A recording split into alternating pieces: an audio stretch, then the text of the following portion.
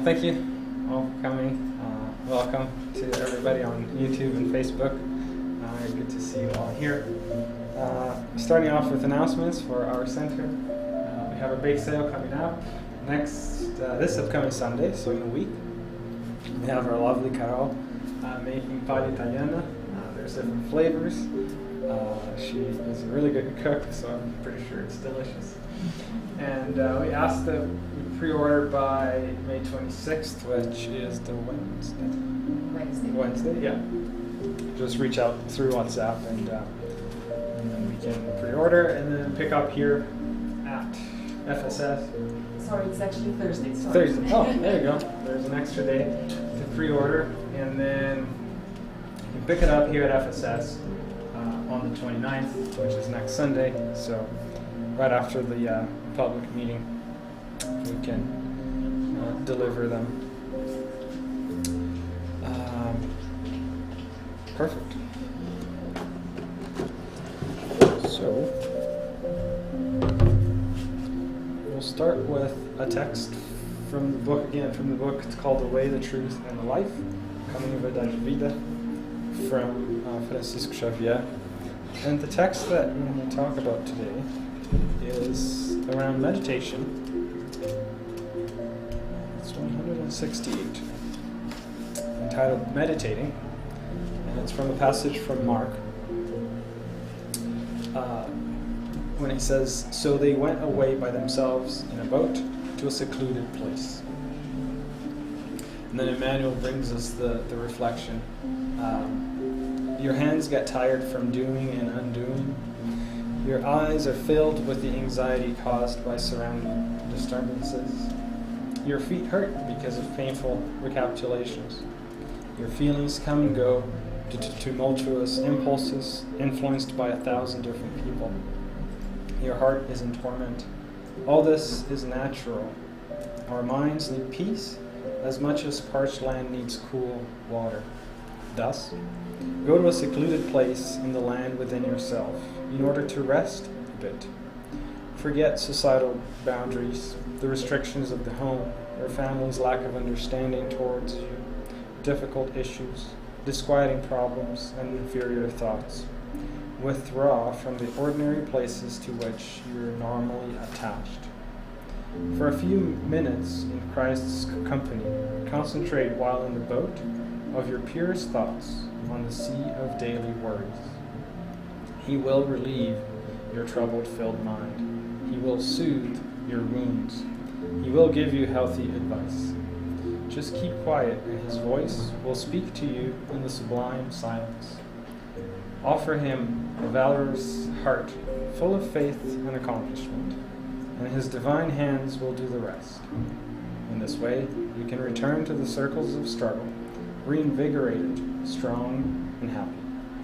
Your heart will be with him, so that you may act successfully in the valley of toil.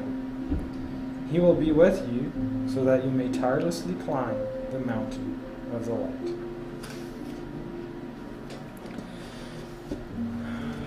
So let's connect our hearts through prayer, where we ask our dear Master Jesus to inspire us all today, to open our hearts to his love, to open our hearts to his teachings. And may we find in his love the food that we seek for our souls. Jesus, we ask that you bless us here today. And we'd like to thank you also for the opportunity of being here today. May you be with us today, tomorrow, and forever. So be it. Thank you.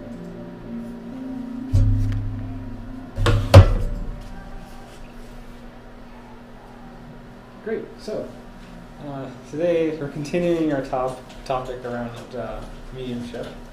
And like we talked about before, it's a 6-part. Oh, hello. It's a 6-part presentation, and we're right in the middle here, part 3, when we're talking about mediumship development. So we're going to focus around the development of mediumship. And it's interesting, when I was doing this talk yesterday at home, when I went to do it, I ended up talking for 2 hours. So I removed a few slides, and I'm going to try to contain myself today. But it's a topic that we can talk for quite a bit of time. So as far as what we utilized for this talk, it is, again, it's that series of lectures from a gentleman called Lacordaire and another gentleman called Jacobson. Lacordaire is a volunteer at the Spiritist Federation of the state of Mato Grosso.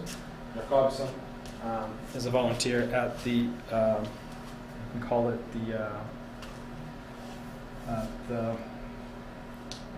the National Spiritist Society, if you will, of Brazil.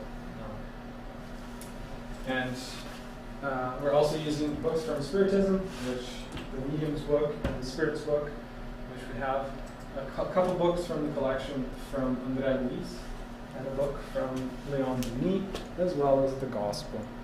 So there's tons of literature here that is helping us to digest the topic and reflect about it. Now, most of you are here last time, so you're going to see a couple slides that are the same. Just, if people are seeing this for the first time, we wanted to bring them all on the same page. So we talked about this last time. So who's a medium? And the Medium's book here can tell us a lot about this, especially when you're asking the question around medium. And Kardec mentions that every medium who senses the influence of spirits to any degree of intensity is a medium. Meaning, it doesn't matter the intensity that it is, we are mediums. And it's interesting because Kardec says that this is a faculty, so it's like an ability of our bodies, and it's inherent to humankind. So everybody has that inherent ability. What changes is the level that we sense the influence of spirits. We might not sense anything, or we might sense to the point that we are able to allow for communications to occur. And then he says, therefore, it does not constitute an exclusive privilege. So being a medium is not a privilege of anyone. It doesn't mean that when we see a medium that they are evolved spirits or anything around those sorts, right? It is very focused on the fact that everybody is a medium, right? So it's not a privilege of anybody. And then it says that thus we can state that everyone is a medium to a certain degree. To a certain degree, everybody around us, we are all mediums to a certain degree. And then the last thing that we wanted to bring about mediums, and we talked extensively about this last time, so I won't dwell too much time on it, is that usually, however, this label is applied solely to those who possess a well-characterized mediumship faculty. Meaning that everybody is a medium, but usually we utilize this word to refer to people that have a heightened sense of influence from spirits, meaning that the intensity at which they have the influence from spirits is enough to allow for communications to occur. It can be, spirits can speak through mediums, spirits can write through mediums, they can show pictures, and then the mediums can say what they're seeing. So there are multiple types of mediumship, and in Portuguese we call it mediunidade ostensiva, just to describe this heightened sense of mediumship. And it's really interesting because Kardec brings the idea and the fact that mediumship depends on a more or less sensitive physical organization. And again, we talked about this last time, meaning that mediumship is a faculty that belongs to the body, our physical body. It has nothing to do with our moral evolution, if you will. So it doesn't matter if we are highly moral people, or if we're evolved spirit or not evolved spirit. Our mediumship has nothing to do with that. It simply means that we're able to communicate with spirits has nothing to do with our morals. What has to do with our morals is what we do with that. What do we do with our mediumship? How do we develop it? That is connected to our moral development.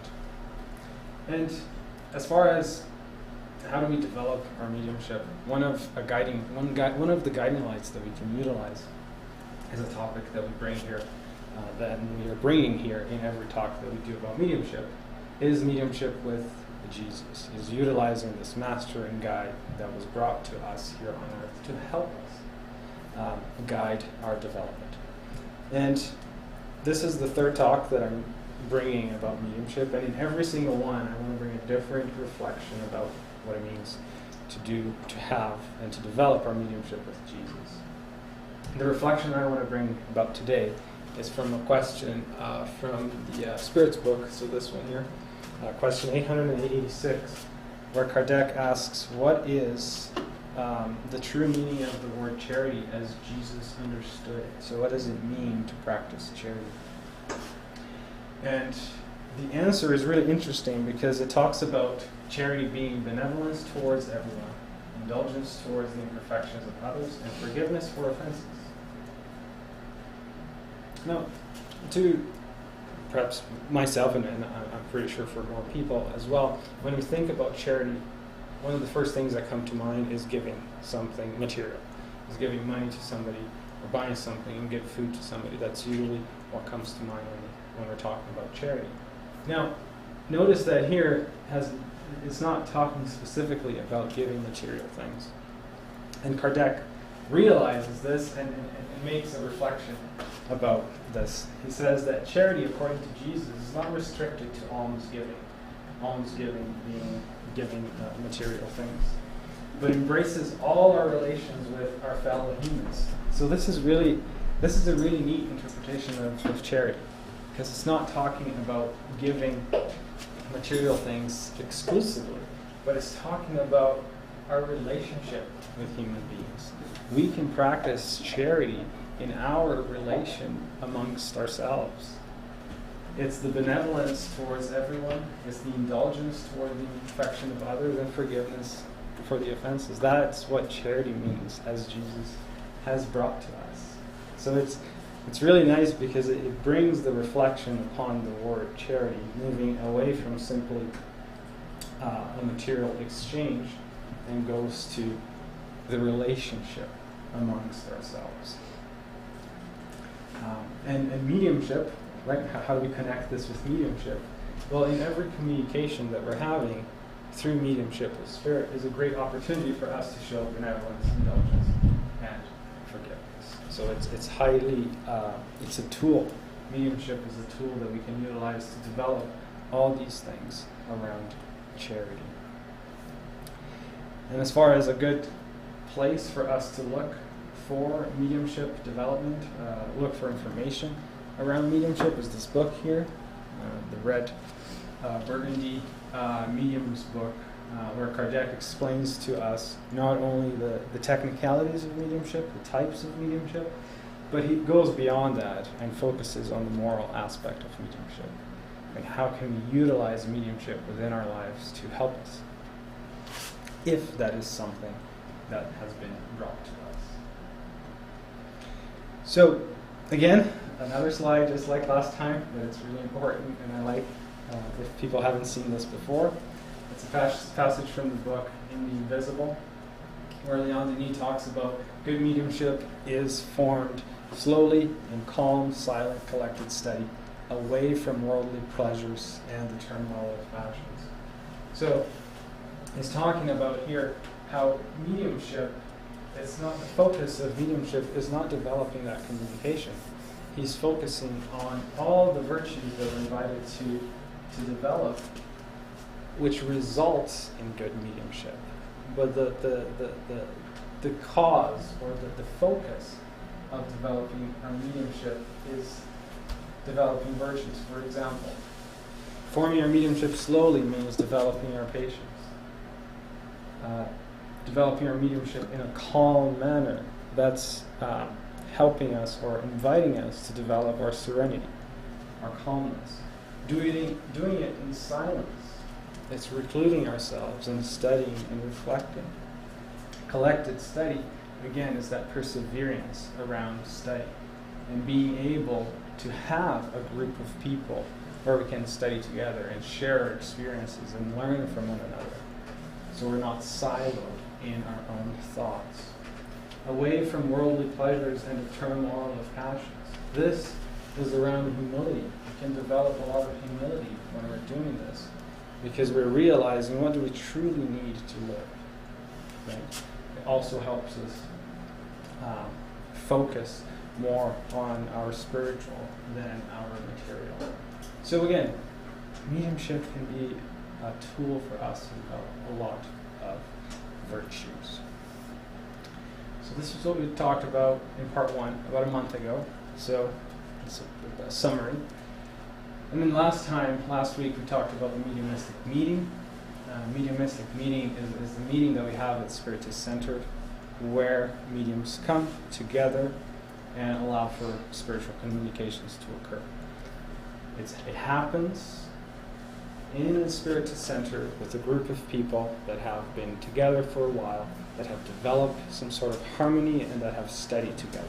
So there are quite a few suggestions that go around before we start having these communications. So what else can we talk about mediumistic meetings around our development? And Kardec, again in this book, there's many good things in this book. In item 331, he talks about a meeting is a collective being whose qualities and properties are the result of those of its members and form sort of a being, which is really interesting because he says that the meeting collectively becomes a being, becomes an entity, if you will. And so it's this collection of people that are together and they form one entity. And he says this, the entity, so the quality of that meeting is dependent on the qualities and properties of the members. So all these members, their quality will together form the quality of that collective. Right? So that's why it's important that everybody is in harmony. And it says, and he forms sort of a being. And this is a visual thing that we can utilize to see the importance of our harmonization in these meetings. So if you can think of a beam of light, right? And if we're not harmonized, if I have one person wanting, for example, the beam to point backwards, the other person wants the beam to point that way. The other person in the meeting is thinking, no, the beam should actually go to the left, the beam should go to the right. So we have different thoughts pointing the beam to different directions. That means that the beam is weak because it's now pointing in various directions. If we have a harmonious meeting, if we have everybody thinking alike, everybody will be thinking, oh, perhaps the beam should point upwards. So that means that there's only one direction the beam is going, it's not lost. So it's really strong. Meaning, this creates, why is this important? Because it creates a welcoming environment for spirits to come. We can think about, if we're putting ourselves in the perspective of spirits coming to these meetings, you can think about, for example, when we're seeking help, when I want to be helped, and I have two places to go to. I can go to a place where I have people that are talking in a harmonious way, they're organized, they're sitting across from each other talking. Or I can go to another place where one person is talking on the phone, one person is arguing with the other person is cooking, so they're doing all different things. And I want to go to a place looking for help. Which one am I going to choose? Right, the one that's in harmony or the one that's somewhat of a chaos and I won't be able to get the help that I need. Right? So again, this is the reflection that we can make around the importance of having a harmonization. So much so that Kardec says this being will have more force the more homogeneous it is. So the more we can find homogeneity amongst our thoughts and our feelings, the better we can receive spirits, the better the environment becomes, right? And Kardec also talks about the common objective, right? So what is the objective of utilizing our mediumship in these meetings? There's threefold. And if we all agree upon those objectives, again, I can create that harmony, right?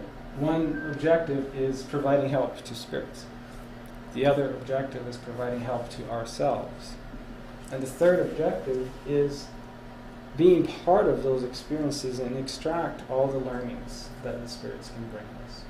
Be it from an experience of somebody who is in pain and seeking help, be the experience and the message from a superior spirit that bring us a message. So that's the basically, in a nutshell, the importance of the harmony around our development of mediumship. And this is no news. Jesus actually talked about this. Jesus, he gave us a new commandment, which was not part of the Ten Commandments from God. In John chapter 13, he brought us the passage, "A new commandment I give you, love one another as I have loved you." So here he's not talking specifically about the first commandment that talks about loving myself and others. He's talking about loving one another. And it's interesting because Jesus tells this not in public, but he tells this only to his apostles. So as if they are in a meeting together, and Jesus is talking about the importance of one loving the other as an exchange, creating this loving harmony. And when you have a harmony, you can welcome people and spirits, in this case, in a more loving way, in a way that will help them, right? You can truly provide help with that. So that's around mediumistic meetings. And again, you guys, please feel free to ask questions, interrupt me if you have any commentary or anything. And again, YouTube or Facebook, any comments, please bring them to us as we go through today. Halfway through it, more or less. And now we want to focus on focus. I want to talk a little bit about focus, which Kardec, again, brings the importance of focus around our development of mediumship. He says that it is not enough, however, to invoke good spirits. It is necessary that the assistants are in favorable conditions so that they agree to come. So it's not enough for us to just ask, oh, can this good spirit come? He's saying the importance of being in favorable conditions. So are we in a favorable condition to receive a good spirit's information or a message? Are we making ourselves good mediums so the connection can be made? And this comes again to that moral development side of mediumship, as opposed to, again, just focusing on that communication development. The moral development is what will drive the quality of spirits that the medium will be connecting to. And then he goes on to say, if the thoughts are divergent, it will result in a clash of ideas, unpleasant to the spirit and therefore harmful to communication. So when I'm a medium and I'm giving a communication, if my thought starts thinking about lunch or about supper or about what I have to do tomorrow, that will create a clash on that communication. If I'm in a mediumistic meeting and any of the members, if their thoughts start to diverge, their thoughts start to go somewhere else, that will also impact the communication. So here Kardec is bringing us to the importance of focus. How do we do this? How do we do focus? And there's something that we always talk about here. It's meditation and prayer. If we had to describe meditation in 3 words, you have 3 words, how would you describe meditation? No more than 5 words, if you will. What would you say? What? Focus. Focus, exactly. Silence. Silence. And can we practice this? Is this something that's achievable? Yes. So meditation is it's the focusing of our minds. It doesn't mean that we need to clear our minds. It means that we need to practice focusing our mind on something. If we want to clear our minds, it's a type of meditation. You know, we focus on your breathing so your mind is clear. It's a type of meditation. There's guided meditation where you're focusing your mind on a storyline. There's prayer, which is also a type of meditation, where I'm focusing my mind on that connection with God or whoever you're praying to. So again, meditation is the exercise of focusing our minds. And this discipline is really important for mediumship, because then we can focus our minds on the now. Like, how many of us here, while I'm talking, have thought about what you're going to have for lunch, or what we're going to have for supper? Right? We have a tendency to think about things outside of where we are. When we come to the center, we start thinking about work. When we go home, we start thinking about work. When we're at work, we start thinking about home, and we forget to focus on the now, where we are right now. Right? So meditation, again, is the practice for that focus that we so desperately need. So this is not just about meditation, but this is something that can be applied to many aspects of our lives. Victor, Yes. can I ask you a question? Yeah. In your first paragraph, it says to evoke good spirits. Mm-hmm. So is that okay for a medium to evoke a spirit, a specific spirit? In the time of Kardec, there were spirits that were coming fairly often to give answers to questions. So at that time, they were focusing on bringing a spirit through, because that was part of, to bring, I guess, the sequence and to develop a thought is bringing the same spirit over and over again, so they can develop a thought. And this is not a practice that we tend to do anymore. Shiku Shabdia, he always said that the telephone goes from there to here, not from here to there, right?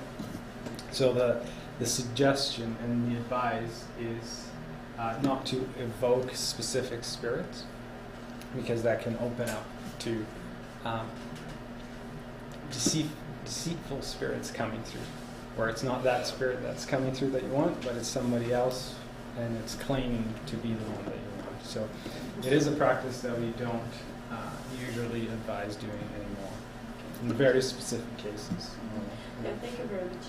And the reason of my question is because of this new series, documentary in Netflix about life after death, where this medium evokes, he meets people and evokes this specific spirit that is related to that person. Mm-hmm, mm-hmm. So I thought that was very dangerous, let's say. Yeah. For saying that. But so I just would like to bring this up. Yeah, exactly. Because it's not like all the spirits are just sitting and waiting for us to call them, right? So if we try to evoke a spirit and he's not available, and somebody still comes claiming it's him or her, that's when you get deception, right? Thanks. What we do is, like, we can invite in general, like kind of general invitation. Like, someone would like to communicate and not, as Victor said, not focusing on one spirit specifically. So, yeah. So that's also for the suffering spirits that can come to the meetings, right? Not, let's say, good spirits. I think he's talking about more the more elevated spirits, but the ones suffering also come to the meeting. Well, that's one of the main reasons we have the meeting, right? As Victor said. Exactly. Yeah. Victor, there's also a comment on YouTube from Priscilla. She was talking about meditation. So for her, meditation is inner peace, but she thinks focus makes more sense.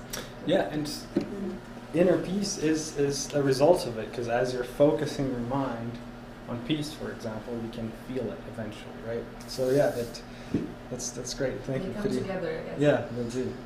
And then again, to bring us on something from Leon Denis, that Leon Denis was a person after Kardec who worked a lot with mediumistic development, and especially in this book, he brings us a lot of examples. And he says that the difficulty of experimentation stems from the fact that our contemporaries in general do not have the slightest notion of psychic laws and are unable to study them fruitfully. What does this mean? There's a lot of words in here. So let us dissect this a little bit. So the difficulties of experimentation. What does it mean, difficulties of experimentation? Experimentation here is talking about, again, the mediumistic or the mediumship communications. So it's psychography, it's writing, it's when spirits speak through us or show us pictures and things like that. So the difficulties with developing that mediumship, developing those communications, right? They come from the fact that our contemporaries, so ourselves, we don't have the slightest notion of psychic laws.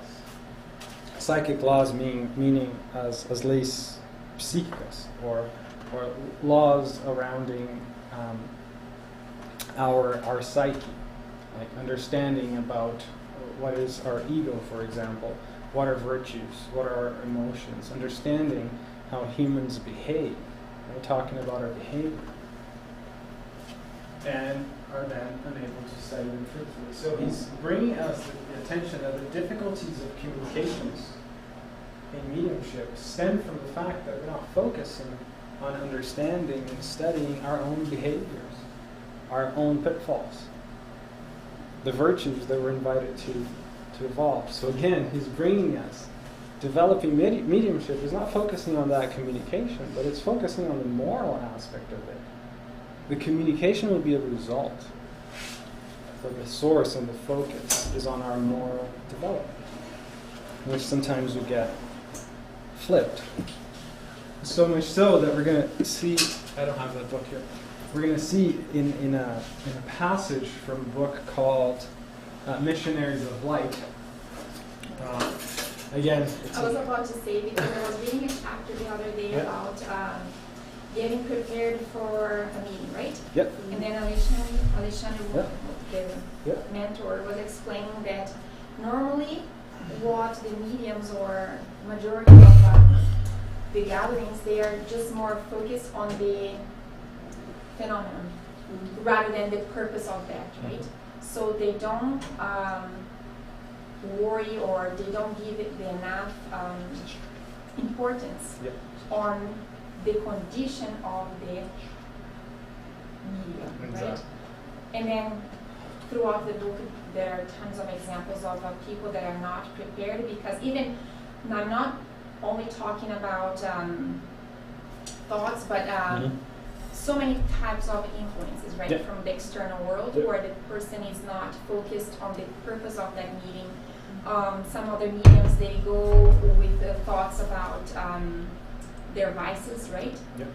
Which could be alcohol, could be news, could be anything, anything, right?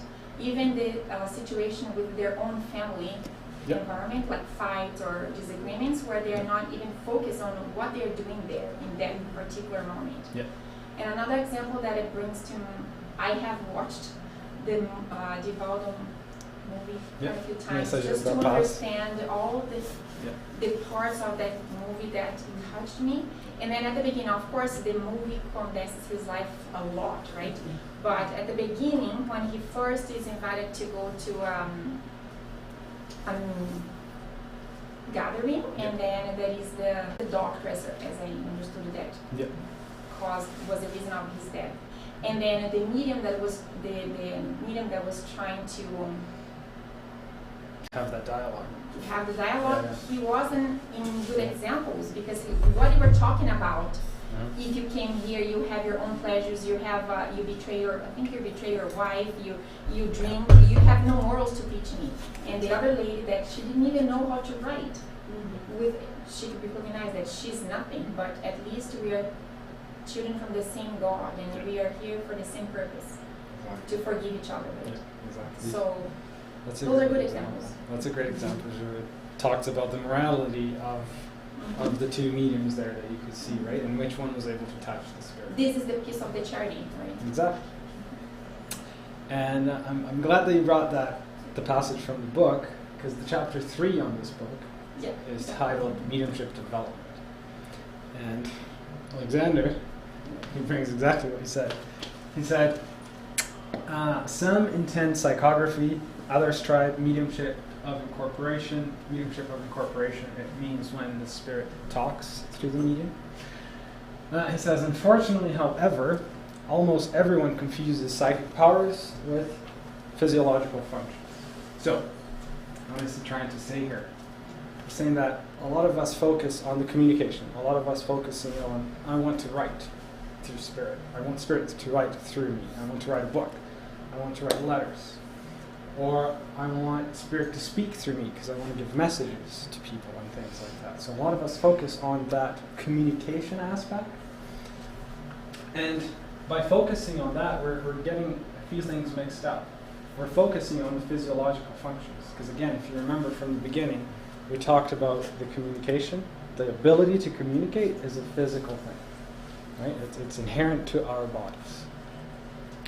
So we're focusing on something that's a physiological function rather than focusing on the psychic powers, meaning our own morals, our morality, our virtues.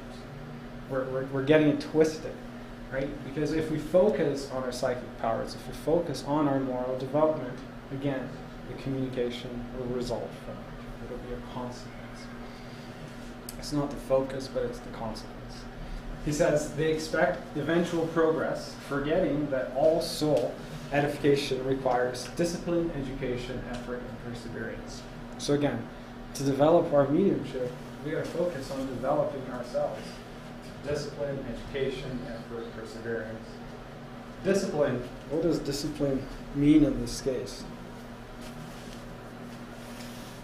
Discipline of thought, discipline of emotions, being able to discipline our thoughts, discipline our emotions.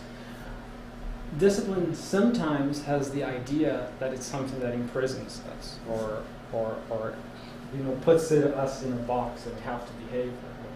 Discipline is actually quite the opposite. Discipline is very freeing because discipline allows us to control ourselves. And when we can control ourselves, we can feel free. We're not afraid of how we're going to react because we know ourselves and we know how to control it. So it's not something that imprisons us, it's the opposite. It actually frees us. And then we talk about education. Kardec defines education as defining new habits. So again, it's creating new habits. The effort that we put in, right? The effort that we put in to develop something is proportional to what the development will be. If I put in an hour, I'm going to get 1 hour of development. If I put in a lifetime, I'm going to get a lifetime of development. And perseverance, right? It's depending on how much we apply ourselves and how often we do it. He says, again, I should have explained. Alexander, like Zhu actually already mentioned, he's a mentor that is bringing a message to André Luis and everybody that is around him. He says, constructive mediumship is the Holy Spirit's tongue fire, divine light for which it is necessary to conserve the wick of Christian love. The only thing I wanted to bring from here is the fact that he's talking about Christian love. He's bringing Christ again back to mediumship, reminding ourselves how important it is to develop our mediumship with Christ, utilizing Christ's teachings as our guiding light. And then I really like these two next passages. He says, without the necessary preparation, the excursion of those who provoke entry into the invisible realm is almost always a journey in shadow circles. This is where mediumship gets a bad connotation. Right? It's that lack of preparation. And he goes on to say, they reach great sensations and then bump into painful perplexities. They make surprising discovery and end up in endless anxiety and truths. Mediumship in the beginning, if it's not done with the necessary preparation, can be very appealing. Because you might have great sensations in the beginning, you might have surprising discoveries, but if it's not done, like Leon Denis talked about, with slowly, in silence, with study, and calm, if it's not done that way, then it can result into this. It's like a peak. We get great sensations in the beginning, but then we lose ourselves, and then we fall. So, to wrap it all up, he says, in order to rise, no spirit will spare the effort of himself in intimate self-improvement. So if I could resume everything that we're talking about today, this last one. Right? In order to rise, no spirit will spare the effort of himself in the intimate self-improvement. So developing our mediumship starts here. Right? And this comes to show that mediumship, again, is just another tool that will give us invitations to develop ourselves. And I'm going to skip the next slide. Talking about a brief moment from, again, the book. This one is The Messengers. And just so we understand a little bit of how the communications happen, and I'm going to bring two analogies here. I don't know if you guys ever seen the film All American Calum, but this is a mechanical film, how films used to be like. And the description here is, again, from the book The Messengers. And it's Andrea Luisa is describing a gospel at home. For those of you who know a gospel at home, which is at Isabel's house. So she's starting a gospel at home, and she's getting advice or intuition from Fabio, who's a spirit. And Andrea Luisa says that Fabio's interpretation was full of spiritual wonders that transcended Dona Isabel's receptive capacity. So what Fabio, which was a spirit that was helping her, he had this advice that was huge, right? It had a lot of wonders of spirit, but she was only able to capture a few things. Like, for example, he had many words to say, but she was only able to capture a few. What does this mean, right? And so this is where I bring the analogy of the two phones. So you have a mechanical phone, and you have a smartphone. If I take the smartphone and I call here, will it answer? Will the connection be made? Yes. I can utilize the two phones to have a call. Now a smartphone can also send pictures. If I try to send a picture from the smartphone, will this guy receive it? No. If I try to send a video from the smartphone, will this guy receive it? No. So the more I improve myself, the more I'll be able to capture from Spirit everything they can give us.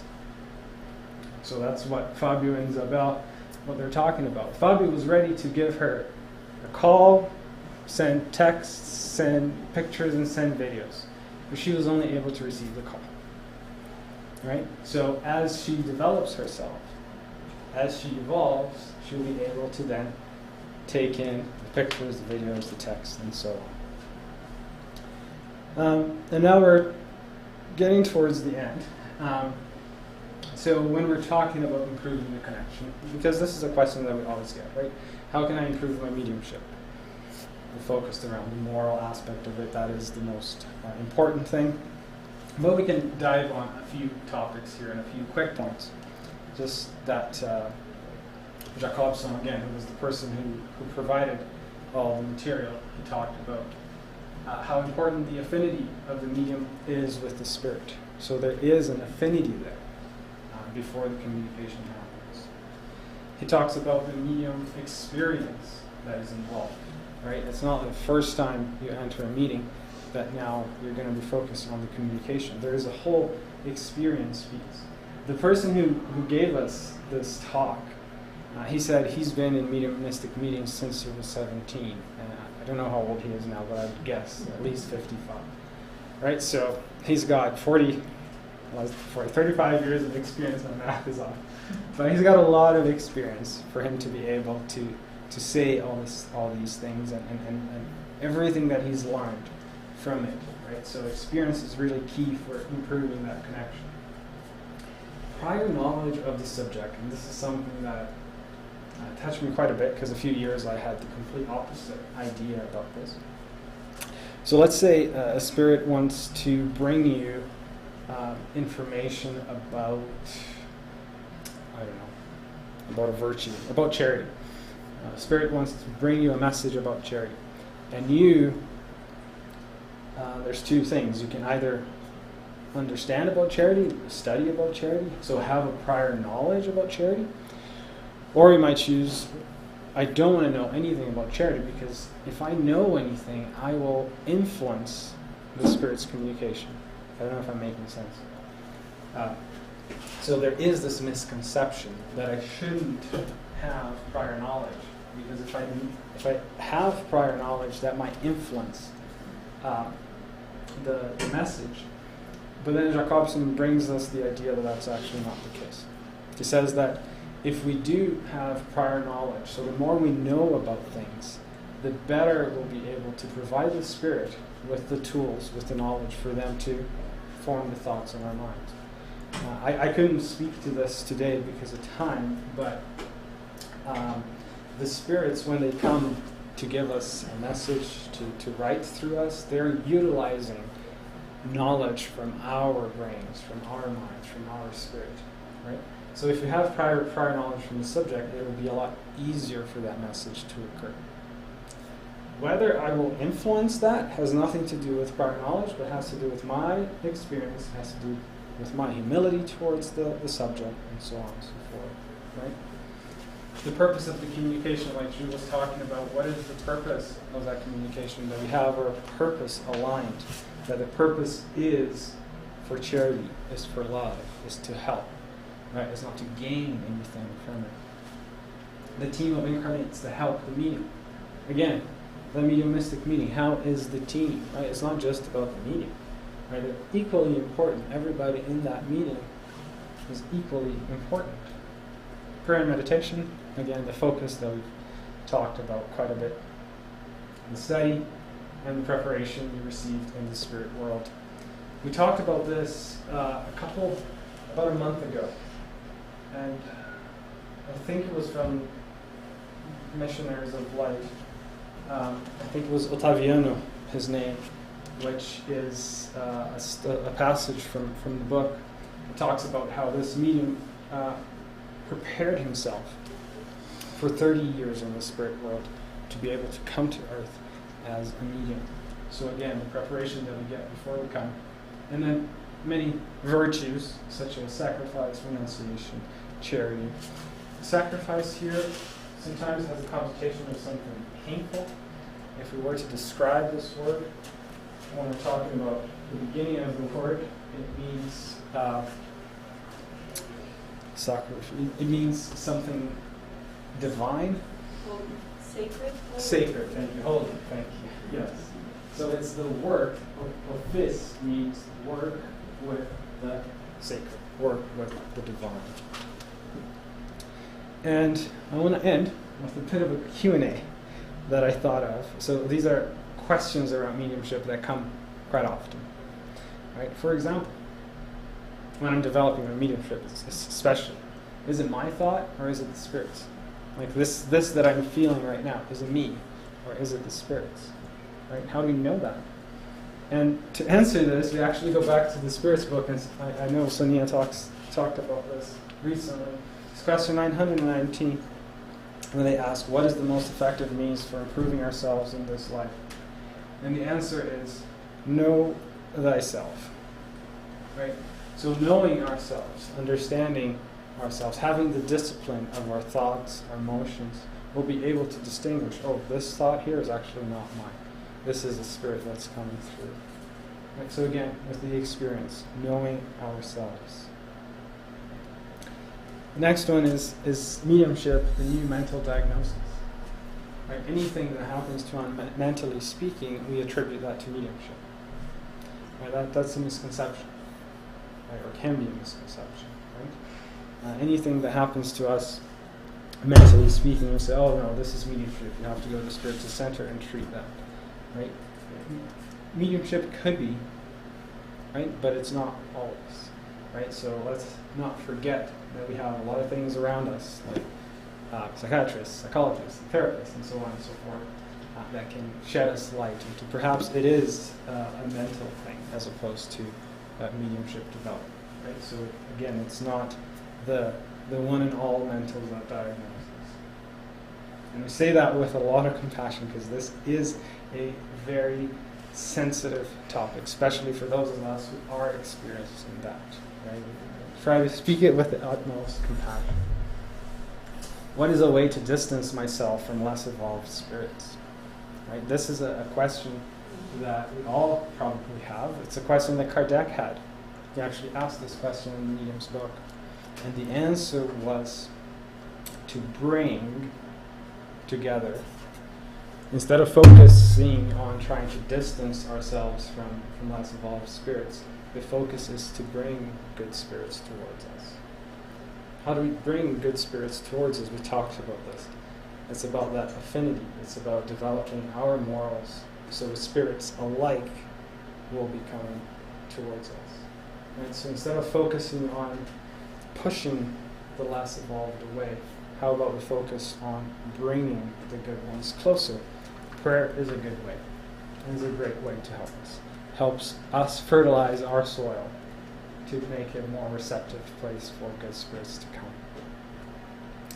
Next one is mediumistic experiences are a sign I should go into mediumship, study, and work. This again, we're offering suggestions, right? But if I start, for example, having mediumistic experiences, I get instructed that you should immediately go see, you should immediately start working in mediumship or immediately start to study mediumship.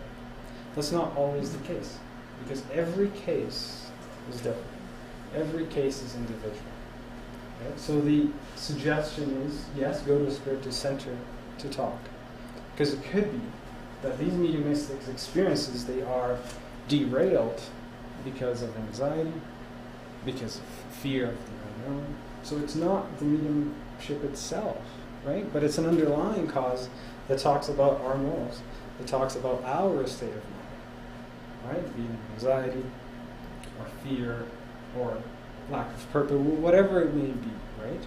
So again, that's why, if that is the case, the direction would be, instead of going to a mediumistic study, the orientation might be come to public meetings, come to passes, start looking at studying the doctrine, getting our connection with Jesus back, right? Because that will help our anxiety, that will help our fear, for example, and as a result, those derailed mediumistic experiences might go away.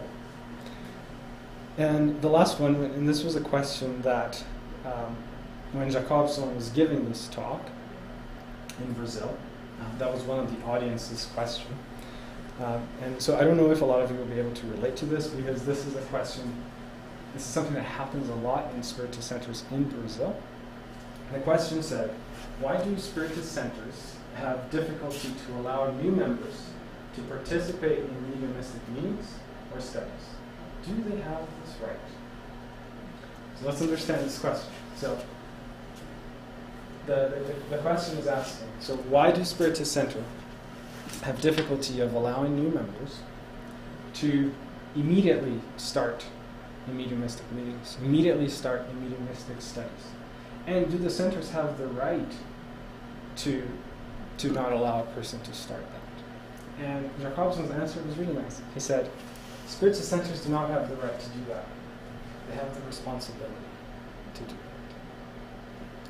A mediumistic center is not a place for us to come and see you have to do this, or you don't have to do this, or you can't do this. It's not about what to do and what not to do.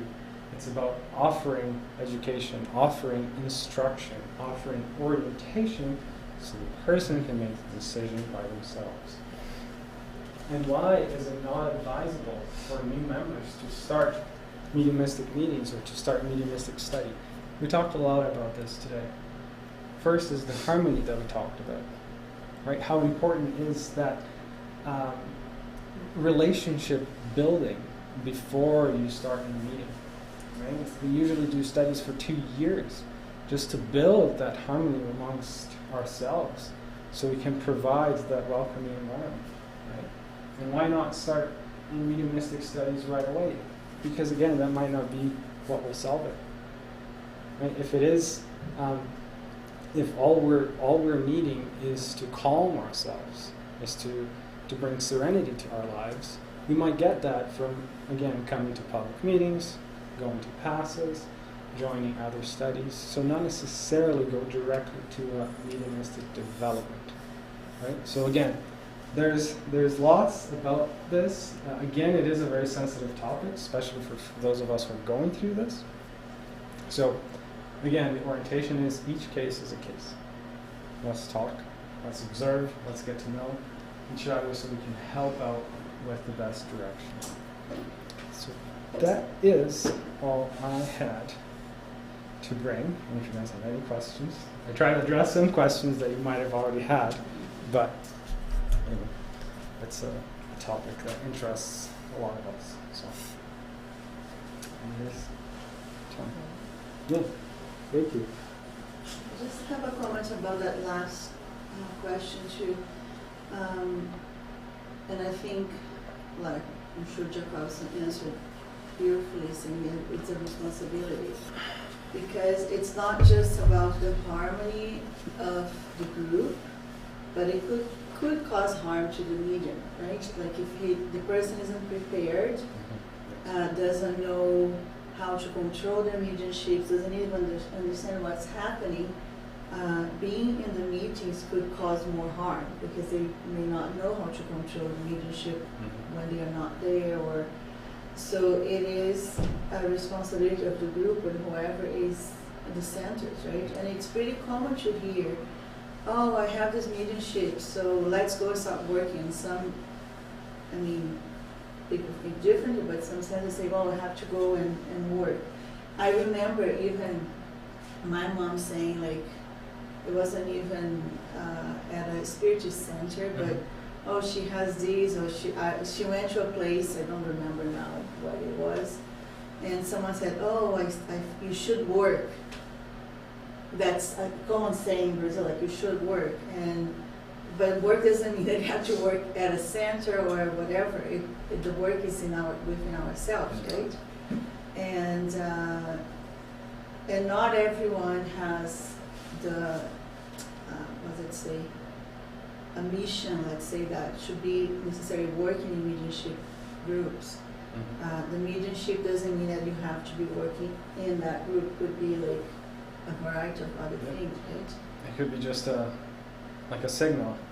Go see a Spiritist center, and there you'll find your purpose, right? Not necessarily your mediumship. Yeah. So I think the idea is to demystify that, right? Exactly. There is a doctor, I don't remember his name by heart, I have to see my YouTube channels that I follow.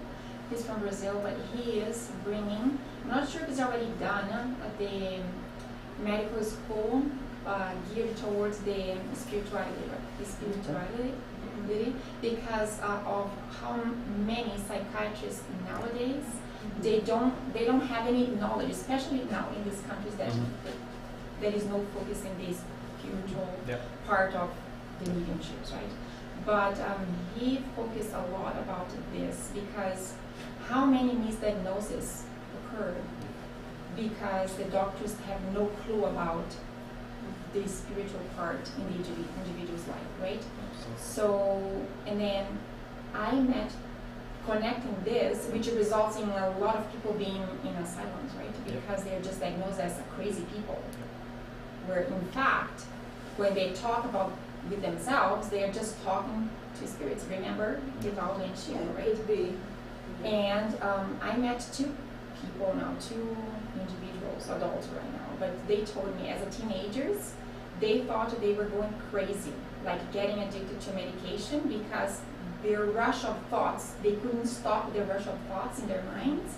And then parents taking them to doctors, and then they got addicted in so many things, where in fact, when they discover by family members that let's go try this, and taking them to a spiritual center, so they found out about the medium shape of the world, or I would say, like we say, gift, right? Because especially those ones that have more, like an extensive right? It comes as I read so many times that those ones that comes more romantic, just because they have assumed that commitment. Is that right? I don't know if that we talk about this previous, all the preparation work that happens. before. And even like thinking about this, there is a part of the movie where Divaldo was really mad that he wanted to have a family, he wanted to marry, and then she said, no, in this life this is not going to happen to you. You have to dedicate yourself to others. You will not have a family, not in this life. So that's his commitment. Exactly, that was his commitment. That he accepted before. That he accepted. Exactly. And there's also always a reason behind it, right? This is the sacrifice part. Yeah, and he accepts us with, what was the word? Resignation, renunciation. Resignation. Right? Because you can always accept it, but always, what's the word? I can't remember now. But it's bitter. Like that's not the word. But you can accept something, but still not resentment. Thank you. Right? He didn't accept with resentment. He accepted with resignation. Right? Perfect. Awesome. Thank you, guys. I appreciate it. And now we're gonna go into our passes. Right? I'll leave this up.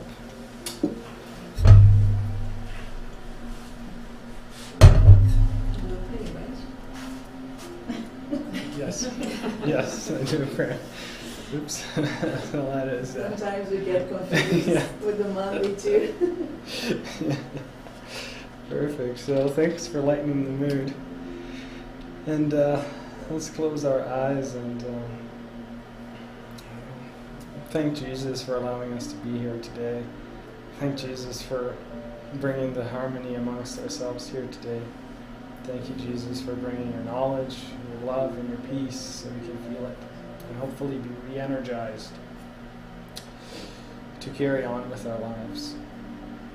Thank you again for the opportunity of all us being here today. Thank you for everybody who came here today. Everybody has a purpose. Everybody has a meaning. So thank you for enlightening us with all your presences. And may we find love, may we find the comfort that we came here looking for today, tomorrow, forever. So be it.